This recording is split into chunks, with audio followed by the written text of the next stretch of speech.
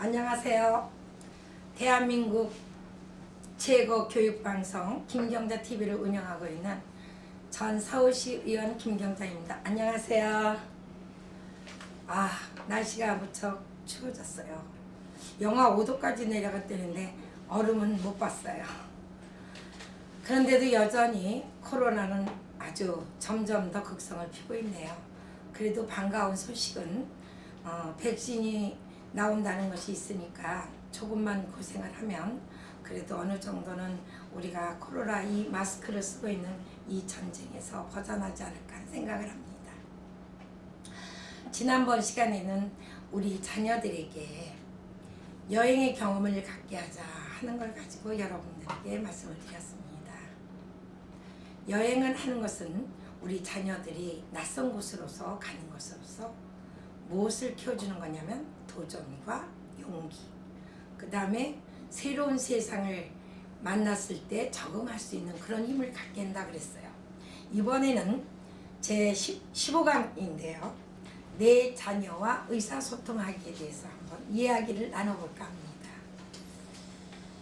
자, 소통. 소위 요새 소통하면 반대로 불통 그러죠. 소통한다는 건 서로가 이렇게 통해주는 거예요. 불통하면 꽉 맥힌 걸 생각해요. 우리 정치인들이 요새 불통불통해서 무척 국민들이 굉장히 답답하다 하는 말씀을 많이 하는데, 사실 우리 정치인들이 국민들과 소통이 자유롭다면 지금보다는 훨씬 더 좋은 세상을 만들 수 있지 않을까요? 그래서 저는 우리 정치인들도 이렇게 소통할 수 있는 그러한 능력을 갖는 것을 굉장히 중요하다고 생각합니다. 그래서 우리 자녀들에게도 엄마와 함께 자녀와 어떻게 소통할 것인가. 우리 그 소통하는 방법 중에는 가장 중요한 게 뭐냐면 마음속에 들어있는 걸 표현해야 돼요. 저는 간혹가다 이렇게 아침에 나올 때 거울을 보잖아요. 그럴 때 가만히 보면 양쪽에 귀가 두 개가 있어요. 그리고 입은 하나예요. 여러분들도 알다시피 왜 귀가 두 개입니까? 바로 귀는 두 배로 듣고 입은 하나니까 반만 얘기하라 이 소리죠. 그리고 입은 다물어지는데 귀는 안 다물어져요. 근데 우리가 귀를 단다 그런 말도 하긴 하죠. 그거는 쉽게 말하면 안 듣겠다는 얘기지만 입은 다물 수가 있어요. 자, 우리 엄마가 자녀하고 소통하는데 첫 번째가 경청입니다. 그러면 경청이란 뭐냐? 자세히 듣는다. 그러나 그거보다 더 중요한 것은 마음을 다해서 자녀가 이야기하려는 그 뜻이 무엇인가를 헤아려보고 생각하면서 들어준다는 것이죠. 이 경청만 잘해줘도 아마 엄마와 자녀들과의 갈등은 한 70~80% 해결되지 않을까요? 그 다음에 엄마가 자신의 마음속에 들어있는 것을 솔직하게 표현을 해주셔야 돼요. 어떤 엄마가 자녀가 셋이에요. 큰아이는 중학교 한 1학년, 2학년, 둘째는 5학년 정도, 2학년, 이렇게 세 아이를 둔 엄마가 있다고 했죠. 아침에 남편부터 다 출근시키고 세 아이들 다 등교한 다음에 딱 돌아보니 싱크대에는 설거지가 산더미처럼 쌓여있고 화장실 문을 열어놓으니 거기에는 막 수경내 뭐에 너즈을 하고 방마다 열어보니 옷에 막 이부자리 책상 위를 보니 금방 뭐 준비해 가느냐고 난리도 아니에요. 그때 이 엄마가 덜썩 주저앉으면서 내가 이러려고 어렸을 때부터 그렇게 열심히 공부하면서 이제 엄마 나름대로 이렇게 다 시집 와서 이렇게 부모가 됐나 하고 잠깐이라도 그런 생각 안 해본 분 안 계실 거예요. 있을 거예요. 그때 PT라는 교육이 있습니다. 부모 역할 교육인데 이건 미국에서 들어온 거예요. 뭐 자세한 것은 여러분들께서 이제 이렇게 보시면 알지만 많이 퍼지진 못했어요. 1986년에 들어왔는데 거기에 이럴 때 긍정적으로 보냐 부정적으로 보냐 할 때 엄마가 이거를 긍정적으로 보라 이거죠. 그래서 자녀가 이제 왔어. 그때 큰아들을 불러놓고 너는 우리 집에 첫째고 크니까 엄마가 화장실에서 치약이라도 하나 뚜껑이라도 닫아줘. 또 변기에 물들이라도 내려줘. 또 네가 쓴 수건이라도 하나 빨래통에 넣어줬으면 좋겠어. 그 다음에 둘째 아이 보고는 네 책상에 너무 저거한데 엄마가 어떻게 손을 댈 수가 없더라. 그러니까 네가 조금만 더 일찍 준비해가지고 좀 대충 정리 좀 해줬으면 좋겠어. 막내한테는 어리니까 네가 잤던 이부자리라도 이렇게 좀 펼쳐놓고 가면 좋겠어. 그럼 엄마가 그 시간에 엄마가 좋아하는 커피라도 한 잔 마시고 신문이라도 읽어볼 수 있을 것 같아. 이렇게 엄마가 나의 감정을 얘기해 주는 것을 나 전달법이라고 합니다.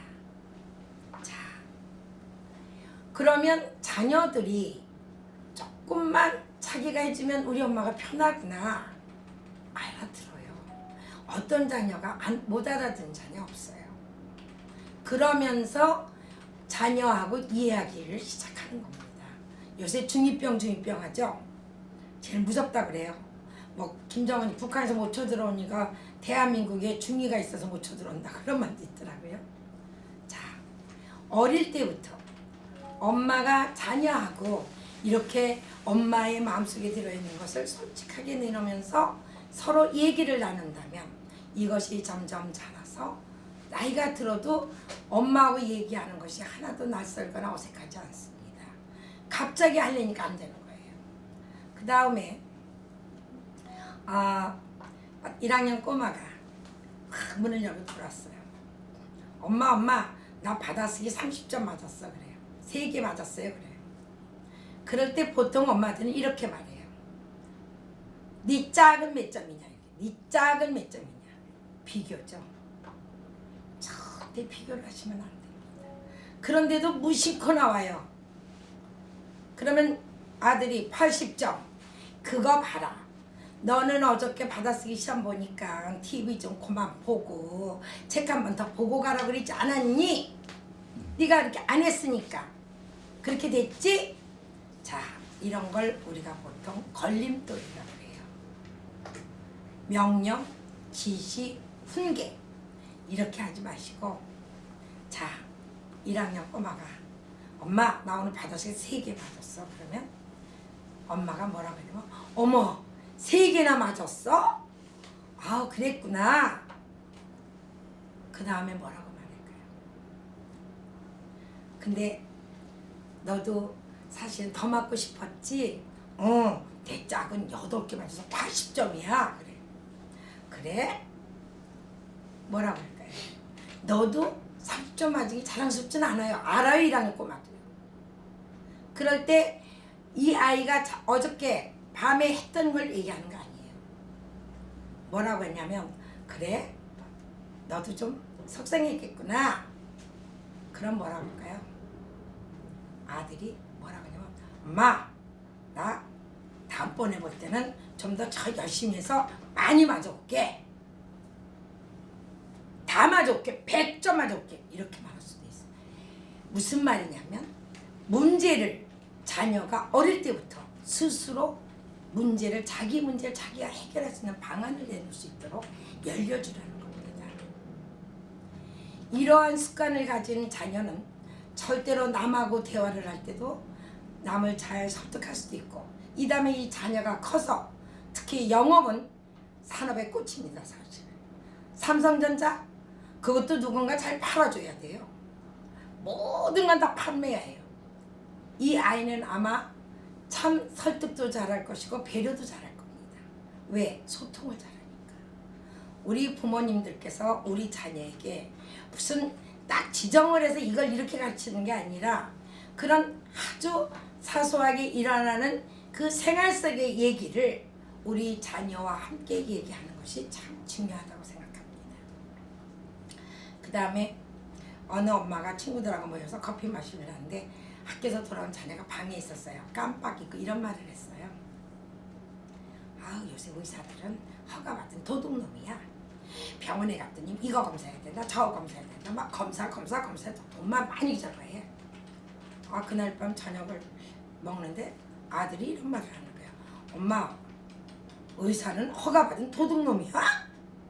이 엄마가 얼마나 가슴이 깜짝 놀랐겠습니까? 아이고, 애가 방에서 그거 들은 줄 몰랐죠. 이서부에 이런 말이 있어요. 연못가의 개구리들이 개굴개굴 하고 아주 즐겁게 노래를 부르고 있는데 동네 개구장이 애들이 조그만 돌멩이들을 연못에 던집니다. 개구리들이 놀래가지고 그냥 탁탁탁 트니까 그 어린 개구쟁이들은 재밌어가지고 놉놉니다. 자, 그 아이들은 조그만 돌멩이를 장난삼아 던지지만 그 자그마한 개구리는 그 돌멩이가 생명이 왔다 갔다 합니다. 그죠? 부모님들이 무심코 친구들하고 얘기했을 때 그런 분도 계시겠죠. 그러나 꼭 필요한 검사도 있겠죠.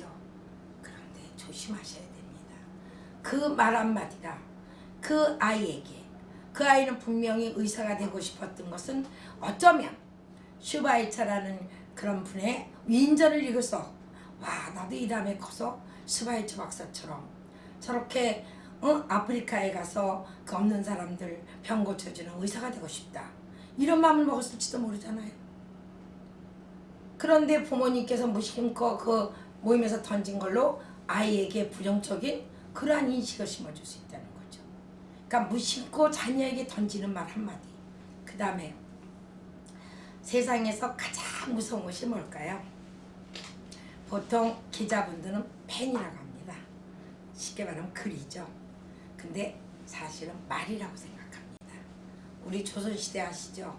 얼마나 많은 사화가 일어나가지고 그 유능한 인재들을 반대파라고 해서 그 전부 뭡니까? 뭐 상소문을 올렸대지만 전부 말에서부터 시작된 겁니다. 그 말들이 그 엄청난 불행한 일을 만들어내죠. 저는 그래서 이 세상에서 가장 무서운 것은 말이라고 생각합니다. 우리가 겉에 난 상처는 언젠간 딱지가 돼서 정말 부모님에게 뭐 종아리 맞아봤던 사람들도 있겠지만 그런 상처는 아픔은 금방 딱지가 돼서 떨어지면 사라져요. 육체적인 아픔은. 그런데 그 말로 가슴에 소위 그걸 비수가 꽂히다고 하죠. 비수, 그 날카로운 칼. 말이 박혀있는 거는요 죽을 때까지도 사라지지가 않아요.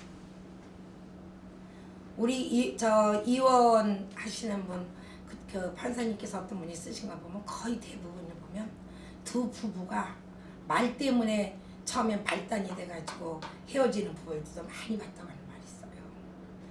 뭘까요? 소통이죠. 서로가 그 말 때문에 하지 말아야 될, 마지막까지 그 지켜야 될 말을 진짜 인격모독하고 정말 상대편의 그 자존감을 건드려 놓으면 그건 돌이킬 수가 없어요.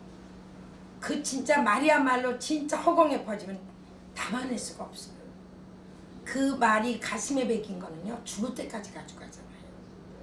그래서 우리 부모님들은 자녀에게 아무리 속상하고 감정이 적하실 때도 정말 이거 하나만은 꼭 좀 지켜주셨으면 좋겠어요. 자녀에게 상처가 되는 말은 정말 하지 마셨으면 좋겠어요. 그리고 또 우리나라 옛말에 가는 말이 고와야 오는 말이 곱다. 그 다음에 옛날에 천냥빚이 되게, 천냥이라는 돈이 굉장히 큰 돈이었나 봐요. 응? 말 한마디에 천냥빚을 갚는다고 그랬어요. 어떤 책을 보니까 그 백정이 이제 그 고기를 팔잖아요. 근데 이제 그 평민인가 보죠. 그런 이제 사람이 오셔서 아유 주인어른 저 소고기 한 근만 주십시오. 그러니까 예 하면서 이만큼을 싸주는 거예요. 근데 그 옆에 소위 말해서 갓을 쓴 양반이 아 여보게 나도 소고기 한 근만 주게. 그런데 반도 안 되게 싸주는 거예요.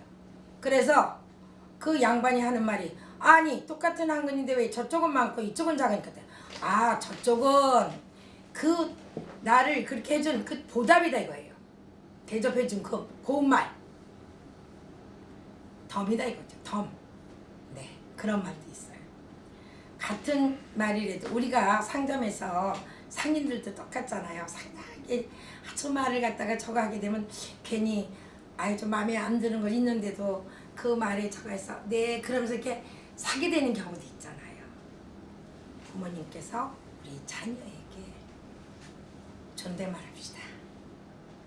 왜 존댓말을 하냐면요. 조선시대 때 양반한 것에 폐해도 있었지만 좋은 점도 있었어요. 거기에서는 자녀들을 키울 때 특히 도련님이죠. 절대 반말을 안 하고 아주 귀한 존댓말을 썼다고 합니다. 이 다음에 커서 인재가 되고 무엇이 될지 모르잖아요. 내 자녀가 지금 더 좋잖아요. 민주주의 국가야. 내 자녀가 이 다음에 무엇이 될 줄 누가 알겠습니까? 대통령, 국회의원이 꼭 저건 아니지만 무엇이 될지 모릅니다. 평범한 사람으로 있어도 남에게 존경받을 수 있는 그런 사람으로 자라기 위해서는 자녀를 너무 하대, 막말, 거친 말, 특히 욕설은 절대 하지 말아주시기 바랍니다. 요새 엄마들 너무 자녀들에게 거친 말을 좀 하시는 분들이 계시는 것 같아요. 특히 아버지께서도 그러시고 정말 자녀에게 고운 말 좀 써주셨으면 좋겠어요.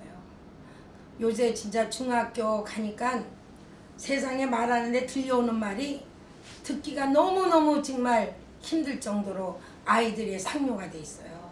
욕설이요. 그런데 욕설을 자주 하다 보면 아이들 얼굴도 달라지고 품의 행동도 달라져요. 고운 말 쓰고 좋은 말 쓰고 정말 따뜻한 말 쓰고 이런 아이는 자기도 모르게 행동이 밝아집니다. 그래서 부모님께서 자녀에게 대할 때는 꼭 정말 따뜻한 말을 해주셨으면 좋겠어요. 그리고 역지사지란 말이 있잖아요. 역지사지. 자녀의 입장이 돼보는 거예요. 엄마에게도 과거에는 딸이었었고 아버지도 과거에는 아들이었던 시절이 있잖아요. 어렸던 시절 다 있잖아요. 그때 나는 저런 행동을 한 적이 있었을까? 저런 행동할 때 우리 부모님이 어떻게 해줬으면 좋았을까? 역지사지하는 거 참 중요해요. 소통하기에. 그 다음에 이제 우리가 보통 칭찬과 격려가 있는데 사실은 칭찬이 참 좋습니다.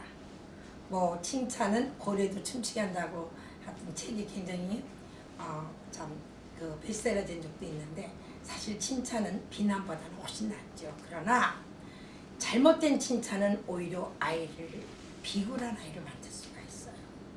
그래서 칭찬도 정말 내 자녀의 한 행동에서 칭찬받을 만한 것인가를 조금 생각하시고 칭찬을 해주셨으면 좋겠어요. 근데 어린아이였을 때는 칭찬이 훨씬 좋습니다. 그런데 그것도 좋지만 격려가 참 좋습니다. 좀 아이가 학년이 높아질수록 격려를 해줬으면 좋겠어요. 아이에게 힘이 됩니다. 격려를 많이 해주시기 바랍니다. 그 다음에 이제 어린이 현장을 제일 먼저 만드신 분이 방정환 선생님이신데 우리 어린이날도 만드셨죠? 그 헌장 이런 거 보면 진짜 어린이는 어린이로서의 독립된 인격체입니다. 근데 우리 부모님들은 간혹 가다 보면 내 자녀가 내가 낳았으니까 내 마음대로 꼭 소유물로 생각하세요. 아닙니다. 내 자녀는 정말 독립된 인격체이며 존귀한 존재이며 그 개인으로서의 진짜 완벽한 그 존중받아야 되고 독립체로 인정해 주셔야 돼요. 절대 소유물이 아닙니다. 그렇기 때문에 존중을 받아야 됩니다. 그리고 인정을 해줘야 돼요. 어렸을 때부터 인정을 받고 자란 아이는 절대로 비행 청소년가 안 됩니다. 그러니까 소통을 하기 위해서는 그 아이가 한 행동에 대해서 이러이러한 점은 인정해주고 이러이러한 점은 엄마가 생각할 때 조금 생각해 봤으면 좋겠다. 내가 볼 때는 조금 이런 면은 좀 고쳤으면 좋겠다. 이렇게 좀 얘기해 주셨으면 좋겠어요. 그리고 또 하나는 왜 요새 유행어가 그랬구나, 그랬니, 그렇군 이런 말 한참 또 이렇게 TV에서 나온 적인데 맞아요. 그렇구나 뭐뭐하구나 이게 바로 쉽게 말하면 이렇게 인정해 준다는 거거든요. 아 네가 그래서 그렇게 속상했구나, 그랬구나 이런 거. 그것도 너무 자주 써서 장난스럽게 되면 안 되겠지만 그 말을 많이 쓰시는 것도 좋을 것 같아요. 사실은 지금 제가 하고 있는 모든 거는 모르시는 어머니 아무도 안 계십니다. 단지 제일 중요한 거는 알기만 하면 아무 소용이 없어요. 실천이 중요해요. 그럼 실천은 어떻게 해야 될까요? 연습을 해야 돼요. 어머님도 자꾸 연습을 하셔야 돼요. 그래서 습관화가 되셔야 돼요. 근데 누가 그래요. 부모도 갑자기 결혼해서 애 낳고 나면 갑자기 부모가 되잖아요. 옛날에는 대가족제가 있어서 할아버지 할머니도 계시고 그래서 이제 보고 배우고 그래서 좀 했는데 요즘에는 핵가족이 돼가지고 젊은 부부가 애를 낳아서 키우려니까 사실 참 힘들죠. 또 어린이집도 보내니까 뭐 사실 그런 면도 있긴 하지만 요새는 어린이집에서 애가 많이 보고 배워하기 때문에 그래도 좋은 점은 많아요. 거기서 선생님들께서 또 자격증 있는 분들이 또 제대로 많이 가르치고 있으니까 뭐 간혹가다 뭐 티가 좀 있긴 하지만 그래도 믿어야죠.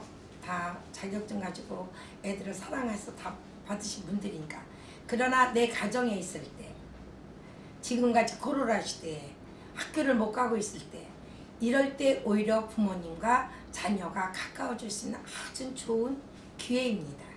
이럴 때 우리는 자녀와 함께 소통할 수 있는 그러한 기회를 잡으시는 게 어떨까요?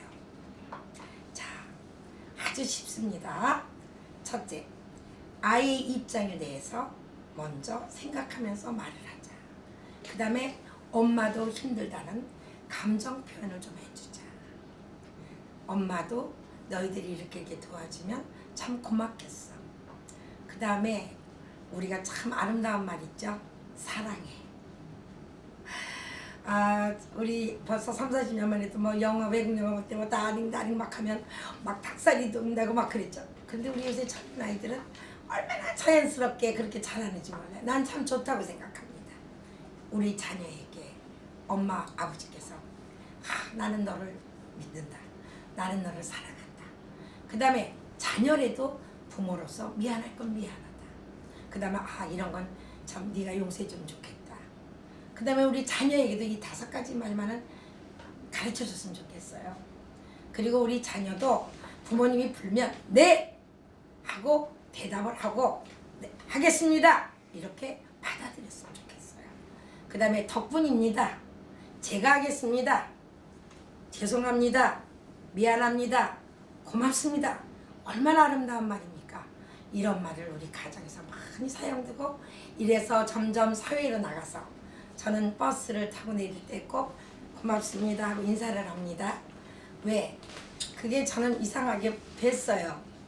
그러면 기사 아저씨가 네 감사합니다 꼭 대답을 해주시더라고요.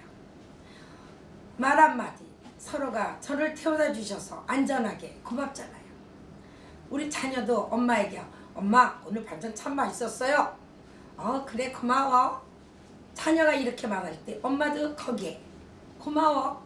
그리고 아주 다정하게 따뜻하게 긍정적으로 이렇게 해주신다면 소통이 될 거라고 생각합니다. 그래서 저는 이제 마지막으로 가족 회의 같은 거 좀 해주셨으면 참 좋겠다. 그래서 뭐 이렇게 날짜를 정해서 그동안에 서운했던 거 또는 이렇게 아쉬웠던 거 또는 부모님이 이렇게 좀 알아줬으면 좋겠다는 걸 자녀들도 이렇게 아주 공개적으로 할 수 있는 이런 장을 만들어 주시는 건 어떨까요? 이게 아마 자녀와 의사소통하는 데 가장 중요할 것 같아요. 네, 내 사랑하는 자녀가 이 다음에 어떤 사람이 될지 모릅니다.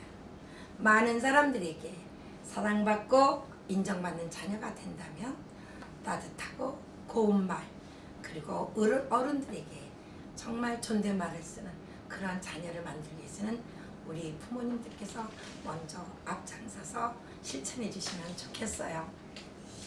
내 자녀와 의사소통이 원활하게 이루어지는 가정은 행복이 꽃피는 가정이 아닐까요? 코로나 네 이제는 벌써 1년이 다 돼가고 정말 12월 달도 얼마 남지 않았네요. 언젠가는 끝이 나겠지만 백신이 이제 나온다니까 반가운 소식도 들리는데 마지막까지 우리 꼭 다 같이 준칙을 지켜가면서 서로 피해가 가지 않도록 합시다. 고맙습니다. 감사합니다. 구독, 좋아요, 댓글 부탁드리겠습니다. 고맙습니다.